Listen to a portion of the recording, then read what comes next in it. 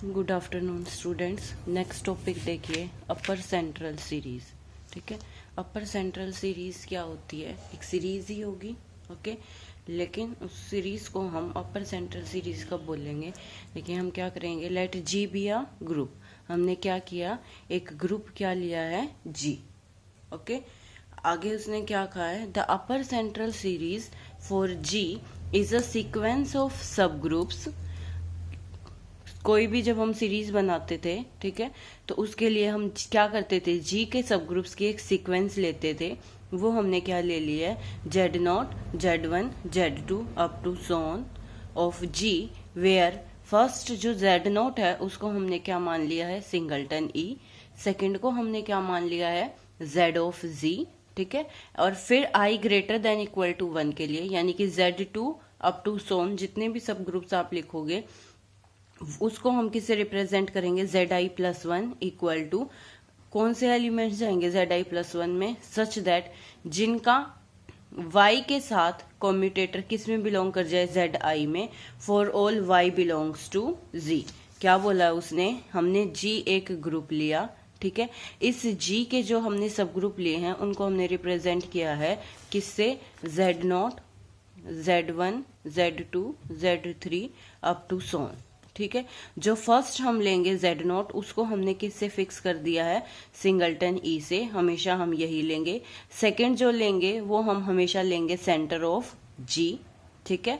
उसके बाद Z2, Z3 ये सब हम किससे लिखेंगे, Zi+1, ठीक है। और इसमें कौन से एलिमेंट्स जाएंगे इस Zi+1 में, सच दैट उनकी हम कॉम्यूटेटर ले अगर तो वो किस में बिलोंग कर जाए, Zi में। किसके एलिमेंट्स के साथ, जी के एलिमेंट्स के साथ। देखिए, जैसे मैं Z2 लिख के दिखाती हूँ, Z2 के लिए I को मैं क्या पुट करूंगी, 1, 1 + 1 2। तो Z2 कैसे लिखा जाएगा, Z2 में वो एलिमेंट जाएंगे सच दैट अगर किसी एलिमेंट की जी के हर एक एलिमेंट के साथ कॉम्यूटेटर Z1 में जा रहा है तो इसका मतलब ये X किसका एलिमेंट बन जाएगा, Z2 का। दोनों तरफ बोल सकते हो, अगर कोई X Z2 का एलिमेंट है तो इसका मतलब उसका G के हर एक एलिमेंट के साथ कॉम्यूटेटर Z1 में बिलोंग करेगा, ठीक है।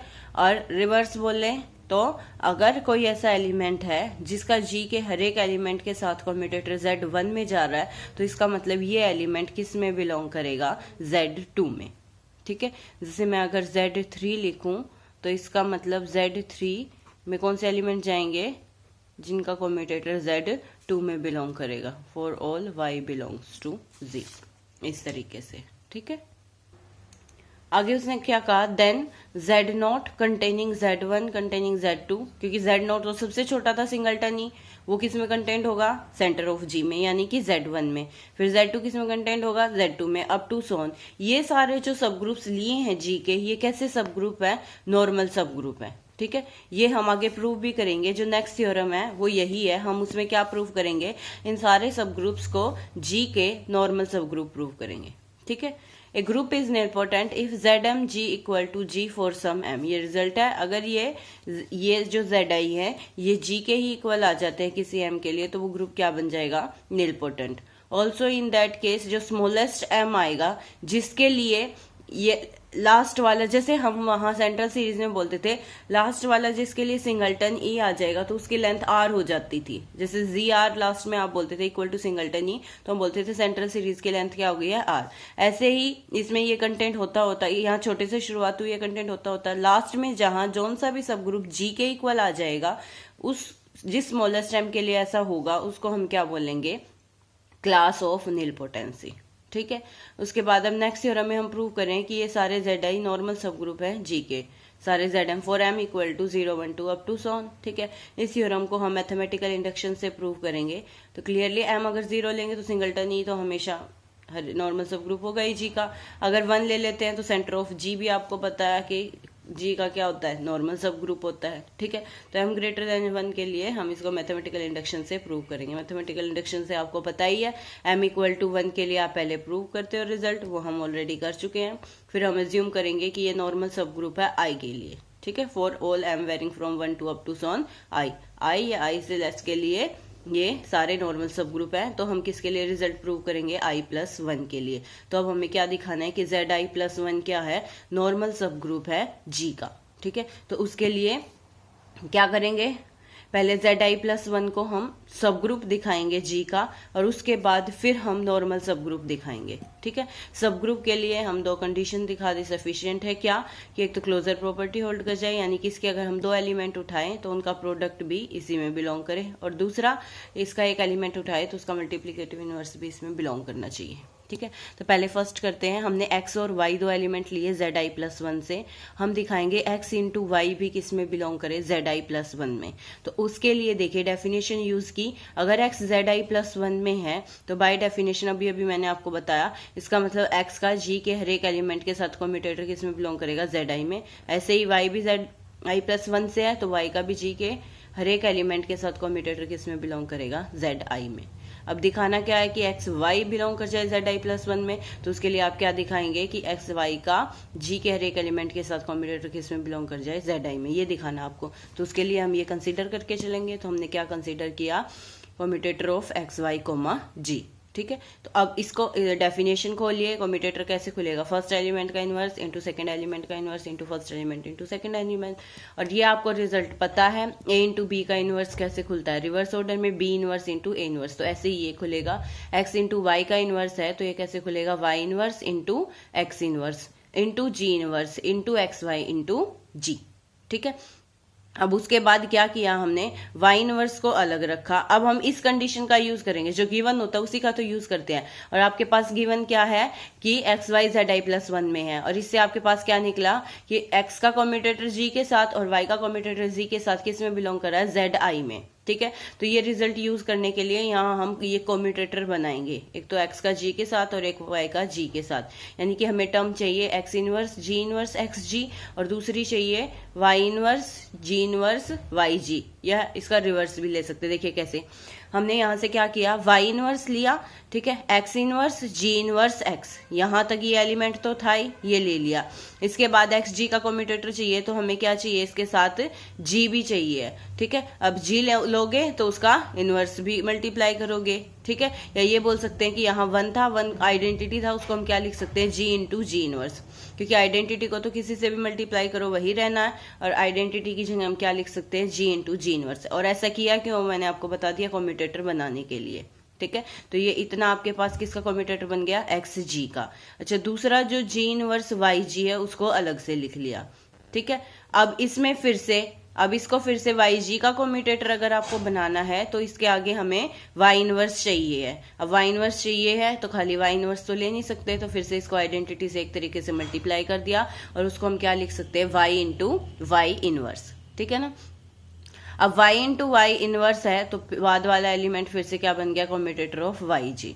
तो आपके पास टर्म बनी y inverse commutator of x G into y into commutator of y G, ठीक है। ये कह रहा है कि ये चीज Zi में बिलोंग करेगी, क्यों करेगी, क्योंकि ये और ये तो आप बाय डेफिनेशन बोल ही चुके हो कि Zi में है, ठीक है।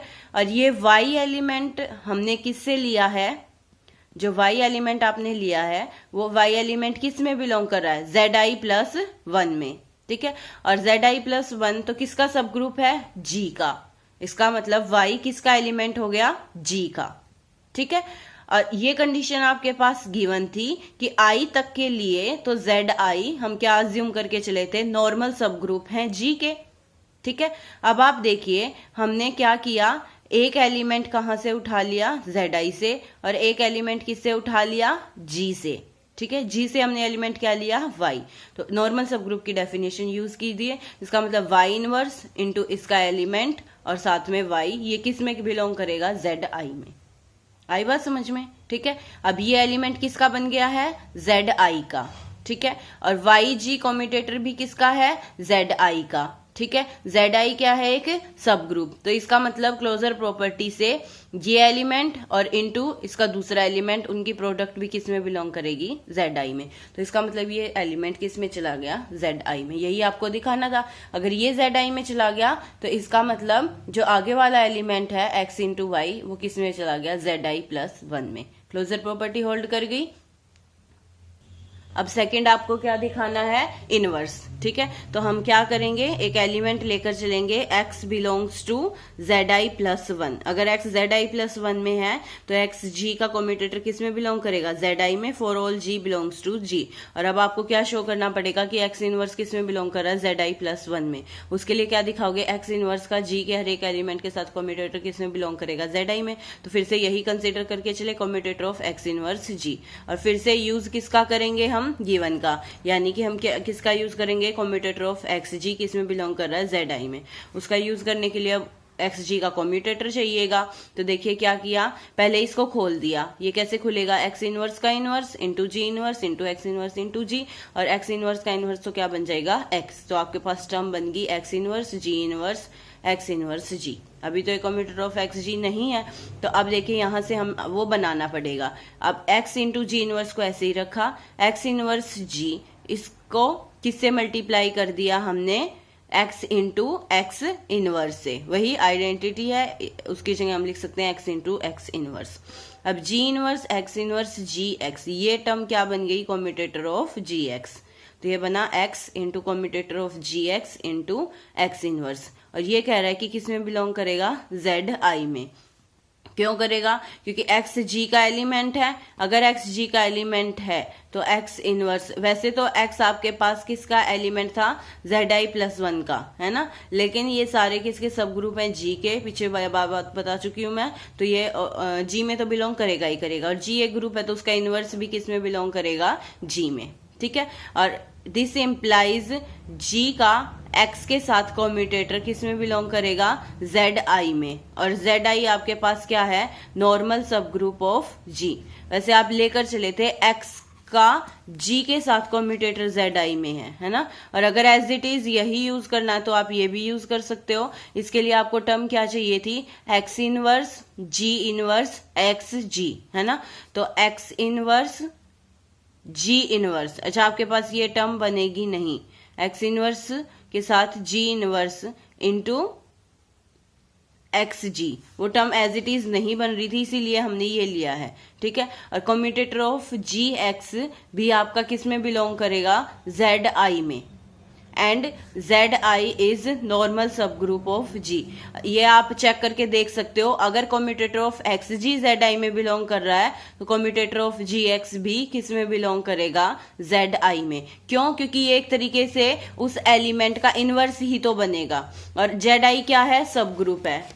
आ रही है बात समझ में, अगर एक्स जी जेड आई में बिलोंग कर रहा है, ठीक है, तो इसका मतलब इसका एलिमेंट है, और अगर ये बिलोंग कर रहा है और तो इसका इनवर्स भी बिलोंग करेगा, क्योंकि जेड आई क्या है, एक सब ग्रुप है, और इसका इनवर्स ही तो क्या बनेगा हमारे पास, कम्यूटेटर ऑफ जी एक्स।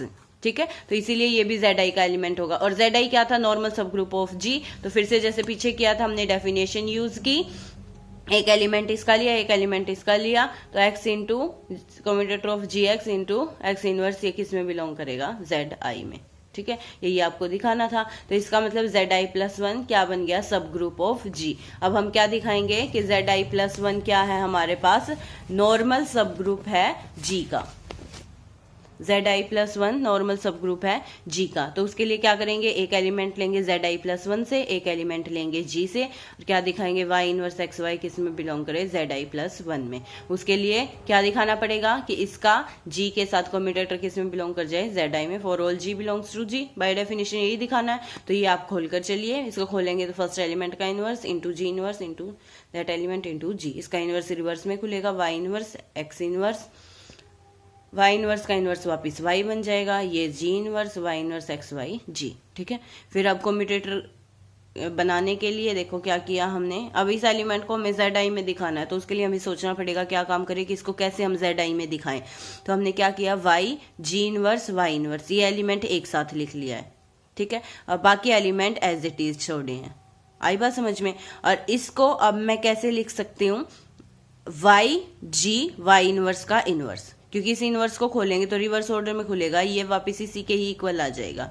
ठीक है, अब यहां से देखिए y inverse x inverse into that element into x y G, और साथ में मैंने वही आइडेंटिटी से मल्टीप्लाई किया, और आइडेंटिटी को मैं लिख सकती हूँ y इनवर्स y।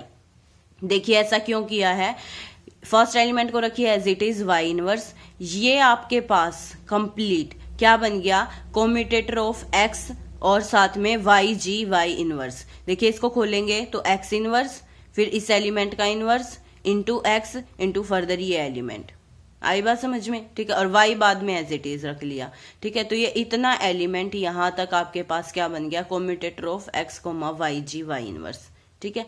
ऐसा हमने क्यों बनाया है, देखिए इसको ZI में बिलोंग कराने के लिए।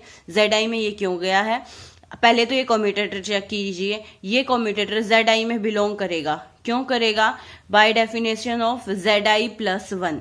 ZI प्लस 1 की डेफिनेशन क्या कहती है आपके पास कि x आपके पास ZI प्लस 1 में कब बिलोंग करेगा, जब G के हर एक एलिमेंट के साथ उसका कम्यूटेटर ZI में चला जाए, ठीक है। और ये वाई जी वाई इनवर्स आपके पास, एक मिनट, x एलिमेंट आपका किस में था, ZI प्लस 1 में था, ठीक है ना। ये गिवन है कि x किस में बिलोंग कर रहा है, ZI प्लस 1 में। अगर x ZI प्लस 1 में है तो G के हर एक एलिमेंट के साथ ये कम्यूटेटर ZI में जाना चाहिए था, ठीक है। ये एलिमेंट चेक कीजिए, क्या ये एलिमेंट G का है, बिल्कुल है। मैंने अभी आपको बताया ये किसी भी सब ग्रुप का है तो G में तो जाएगा ही जाएगा, ठीक है। तो इसका मतलब y G और y इनवर्स सारे एलिमेंट किसके हैं, G के, और G तो क्या है, ग्रुप है, तो क्लोजर प्रॉपर्टी होल्ड करेगी। तो इसका मतलब इन सब का प्रोडक्ट भी किस में चला गया है, G में चला गया है।